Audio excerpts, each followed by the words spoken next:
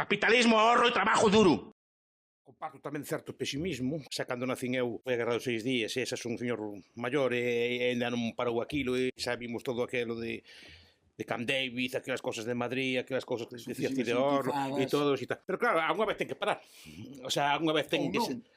A ver, unhas guerras nunca durou eternamente, esta se leva 80 anos. En algún momento se fartarán. Entón digo, igual vai ideia, pero alguna vez ten que ser desta. Quer dizer que a vez un pouco de sorte. Que pasa? Os problemas de implementación son moi graves. Primeiro, hai Hamas, pero hai máis guerrillas que Hamas. Está a Yihad Islámica, está outra cosa que dixeron que non hai, que non se rendía. E despois, a ver quen goberna aquilo. Porque unha cosa é dicir, vamos a poñer a Tony Blair ali, ou vamos a poñer unha figura así de relumbre, un Estado palestino tecnocrático, pero o problema é que a xente dali lle faga caso o tecnocrático e os de Hamas, non sei se con armas ou sin armas, seguirán andando por ali. Entón, ao final, a ver se lle obedecen ou non o outro, que é o problema.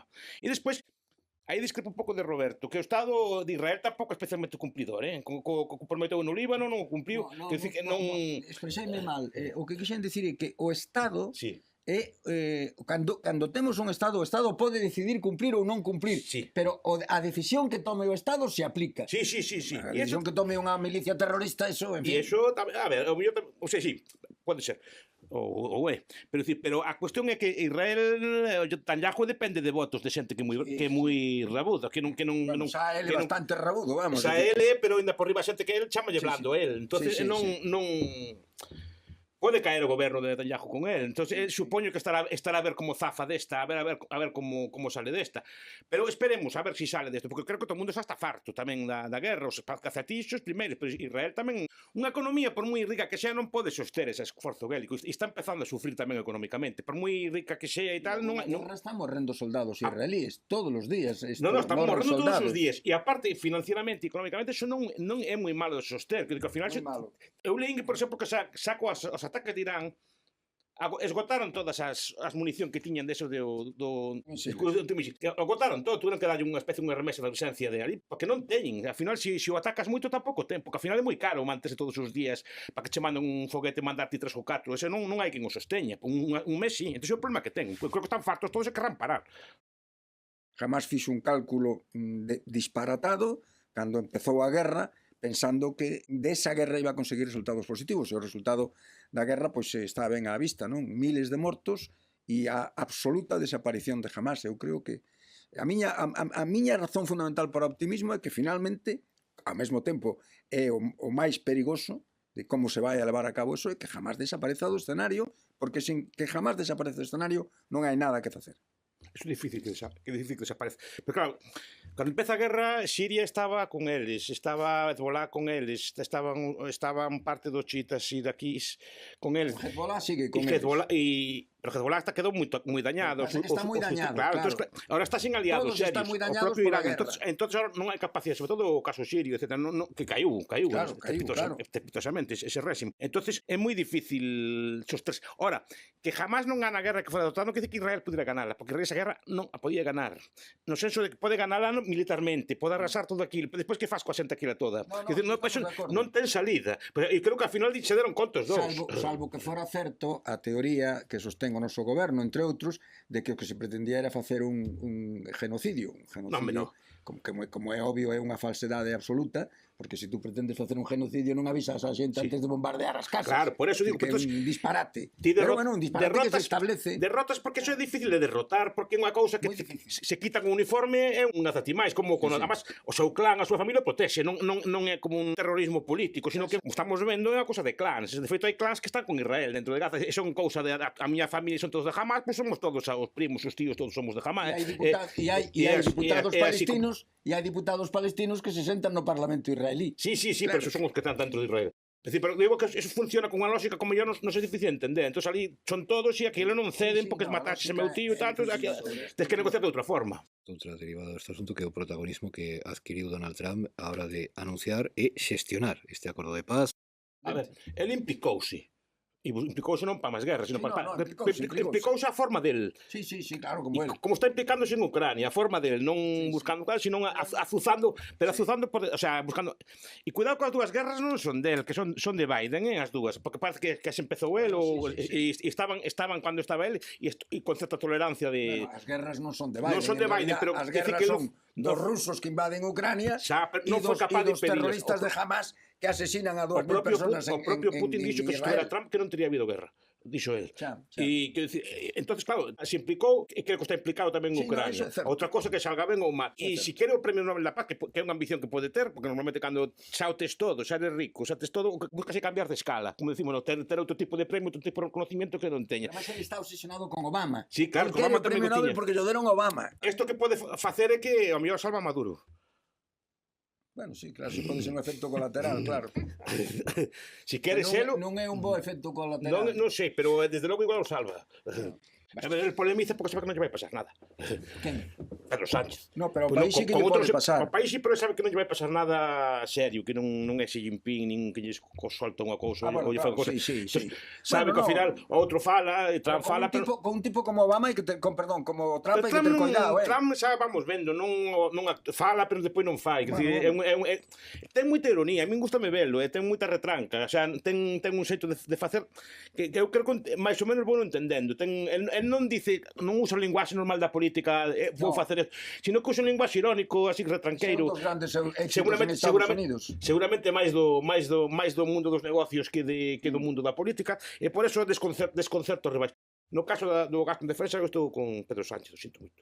Eu non simpatizo moito con Pedro Sánchez, pero a mí para gastar o 5% do PIB é unha barbaridade de cartos. É unha barbaridade de cartos. Se te pensa que só son 5, non, é unha barbaridade, non son 5, ni siquiera, pues, é o 10% do orzamento, máis ou menos, un pouco máis. Para que decirme, vaya, para gastar tantos cartos, dígame, en que? E para que? Quen é o inimigo? Dígame así. Porque se non así gastar en defensa, a ver, quen? Vale, eu entendo, pero dígame con quen vamos a pelear e para que nos vamos a armar. O problema é que ese é o consenso europeo. Vale, pero é moi perigoso rompelo. Pero tamén hai que sobre todo cando a razón para rompela non son as consideracións presupuestarias, senón que manter os seus aliados e facer política interna. Isto non vai cumprir ninguén.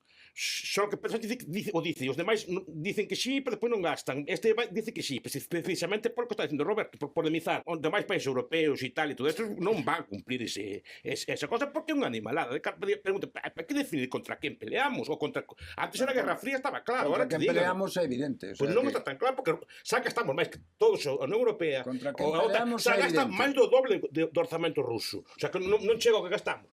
Quería preguntarvos por outra cousa que anunciaba Sánchez nesa comparecencia en Nova York, a mobilización dun buque da Armada para dar escolta á chamada flotilla de Gaza. Denuncia hoxe ABC no seu editorial. Sánchez xoga coa Armada, denunciando que ordena escoltar esa flotilla sen mandato oficial e nunha zona de guerra sen autorización do Congreso. Dio editorial da ABC o uso da Mariña como cortina de fume que agrava aínda máis o deterioro institucional. E ademais dase o caso de que ese buque Furor se chama, está equipado con cañóns israelíes e con material israelí. O problema de verdade sería que os deixaran pasar. Claro. No, que Israel dixe, no, vidi. Entrade. Vidi, pasai. Deixaros en Gaza, ahora quedades aquí. Claro. No, eso sería o problema, porque tendrían que pedir que o sacaran dali, tendrían que pedir aos diplomáticos, a todos. Claro. Que o sacaran dali, eso sería o problema. Eu creo que van, como digo, ahora van a ver si caen o mar ou se afunde ou así, porque van a estar pendientes, claro. Porque claro, si te acaba algún falecido por pero Basto, sabes o que pasa? Pues ya xa estarían que nas accións donde interveñen unidades militares se sabe como empezan as cousas, pero non se sabe como terminan. Nunca. No, pero este buque xa non é un buque de guerra. Fai pouco vimos unha reportaxe moi ben feita, por certo, sobre a toma de Perixel, a isla de Perixel, que foi unha cousa que dou lugar tamén a bromas. E na reportaxe que vimos fai pouco comprobamos que estuvo a punto de haber un enfrentamento armado cos soldados marroquíes, que non houbo de casualidade, de pura casualidade. Os soldados españoles que desembarcaron no islote de Perixel, non houbo un conflicto con a guardia, que era unha guardia casi policial, bueno, eran militares. Leemos en El País, Trump e Netanyahu acordan un plan para someter a Gaza, ese é o verbo que utiliza ese xornal. En cambio, leo doutro xeito, ABC, Netanyahu acepta o plan de Trump para Gaza, que inclúe a retirada do exército israelí. Iso se o asume o primeiro ministro israelí. Son un señor maior, eu nací no tempo da Guerra dos 6 días e non parou. O sea, decís que ten que parar un día, non parou. Toda a miña vida de neno, de estudiante, sempre imaxes como as de Ose, así Israel, Siria, Líbano, sempre cousas así, que si Gaza, que si Cisjordania, son países que son así, que si Camp David, que si os acordos de Madrid, que si e toda a vida sempre acordos de paz, que si Arafat e tal, e non dan parado, porque son guerras que teñen moi mala solución, e o gallá veña a paz desta ou así. Tampouco a vexo desto, por desgracia non a vexo desta, porque o que importa que pare de morrer xente xa dunha vez, non? Pero non a vexo desta. Primeiro, jamás eso non pode aceptalo. Non pode aceptalo. O sea, de mártires de Alá vamos a coller un tercer grado de amnistía, a ver se nos van revisando a condena. Non pode. Un terrorista que se precie de tal, un yihadista non pode aceptar unha condición así. Aparte porque perdería o ascendiente sobre a xente. O sea, nos morrendo aquí tal e ti te rindes e vas así, ora pides la amnistía, hasta pides o ingreso no exército de Israel, se fai falta. Cuidado, na guerra carlista acabaron así, os carlistas acabaron no exército español. Foi o que pediron que se rebaron os cargos e entrar na Guardia Civil e na policía. O sea, a ver, non poden cedelo, además que sería como suicidarse políticamente. Israel tamén xa empeza así a cambiar a palabra, porque tampouco dice, non vaya a ser que me collen a palabra, non vaya a ser que collan. Porque se o collan... Aparte que Netanyahu non goberna solo. Claro, por eso digo, non vaya a ser que o collan, porque se collan caio eu tamén de paso. Porque se teño que retirarme eu dali, os meus radicais vanme decir que non, ao final non hai forma de somentar eso. Entón non ten mala pinta. E esas solucións de poñer a Blair ali, é como esos señores que poñíase Bremer, que poñíase en Irak, ao final non mandan nada no territorio, porque se poñen que a xente dali, en moito caso non lle vai facer. Ten toda a pinta. Jamás a non ser un Estado, jamás nos rendimos, e despois se mezclan a maioría da xente, volven a salir outra vez, porque a xente inda que disolvas está ali esa xente toda, o sea, non además andan por ali soltos e todo o mundo sabe quenes son, que ahora non se chaman jamás, pois chamanlle Hezbolá ou Hezboleo, como quera chamarlle, pois o nome que lle queidas, que son, por certo, son moi imaginativos para os nomes, me encantan os nomes que poñen, porque además teñen a traducción, son así os mártires de Alán, Islam, o sea, teñen un nome así como moi elaborados. Pois pondrían un nome novo e seguirían na luita, porque ou solucionas o problema, que tampouco ten solución, porque Israel esta guerra está perdendo. Militarmente non, pero... En termos de imaxe. Imaxe e estratégicamente, se ganas que faz despois. Non ten vitoria esta guerra. Porque as organizacións terroristas que ten que facer resignificala e cambiala como fixeron en Siria. En Siria hasta o rei estaba outro día co presidente de Siria, que era un dos cabecillas da Al-Qaeda en Siria, decir, e agora é un líder moderado. Pois se trata de crear un Hamas moderado, cambiarlle un discurso e negociar con eles como o negocio ao Estado americano co de Vietnam, que antes eran terroristas salvajes, e agora hai os tes.